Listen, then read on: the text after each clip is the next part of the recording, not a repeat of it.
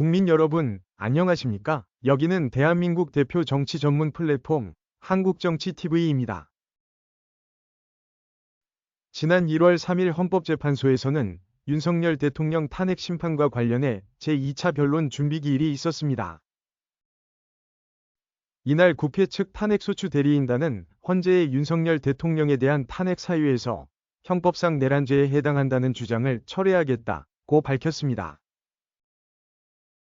국내 언론 매체들이 보도한 내용을 종합하면 이날 국회 측 대리인단은 이날 내란죄를 탄핵소추 사유에서 철회하겠다고 말했습니다.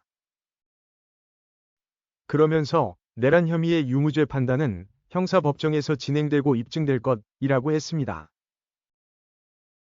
이에 앞서 국회는 윤석열 대통령의 비상계엄 선포와 내란 혐의 등을 이유로 12월 14일 탄핵소추안을 위결한 바 있습니다. 이 윤석열 대통령 탄핵소추 위결서에는 윤석열 대통령이 계엄 선포권을 남용해 국헌을 문란할 목적으로 정부, 군대와 경찰을 동원, 무장폭동하는 내란죄를 저질렀다고 적혀 있습니다. 또 윤석열 대통령의 행위는 형법의 내란죄, 직권남용죄 등 중대범죄에 해당한다는 내용도 들어 있습니다. 탄핵소추의 핵심 사유로 내란죄를 명시한 것입니다. 그런데도 국회 측이 윤석열 대통령의 내란 혐의를 탄핵 사유에서 뺐겠다고 한 것은 비상계엄의 헌법 위반 여부에만 집중해 탄핵 심판 심리를 신속하게 진행하겠다는 취지에서라고 합니다. 하지만 윤석열 대통령 측은 이번 탄핵 심판은 내란죄 성립을 토대로 한 것인데 내란죄가 성립되지 않는다면 탄핵소추 자체가 잘못된 것이라면서 강하게 반발했습니다. 그러자 헌재는 국회 측에 추가 서면 자료를 제출하라고 요구했습니다. 이에 따라 내란죄를 윤석열 대통령의 탄핵 심판 대상에 포함할지 여부는 빠르면 오는 1월 14일부터 진행되는 정식 변론 기일에서 결정될 것으로 예상됩니다.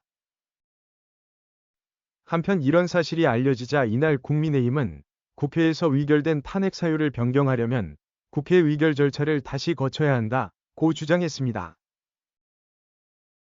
한 국민의힘 관계자는 탄핵 사유의 핵심인 내란죄를 빼려는 것은 윤석열 대통령을 최대한 빨리 파면하고 이재명 민주당 대표의 사법 리스크를 피하려는 것이라고 비판했습니다. 이런 논란에 대해 법조계에서는 탄핵소추 위결서에 담긴 내란죄를 임의로 배제한다면 심판 절차의 적법성 논란이 일 수 있다고 지적했습니다. 그러나 법에는 탄핵 사유 철회에 관한 명시적인 규정은 없는 것으로 알려졌습니다. 한국정치TV는 국내 최초로 탄생한 중립적, 객관적, 과학적, 불편부당한 독립정치 미디어입니다. 여러분의 구독과 알림, 자발적인 후원은 채널의 제작과 운영에 큰 힘이 됩니다.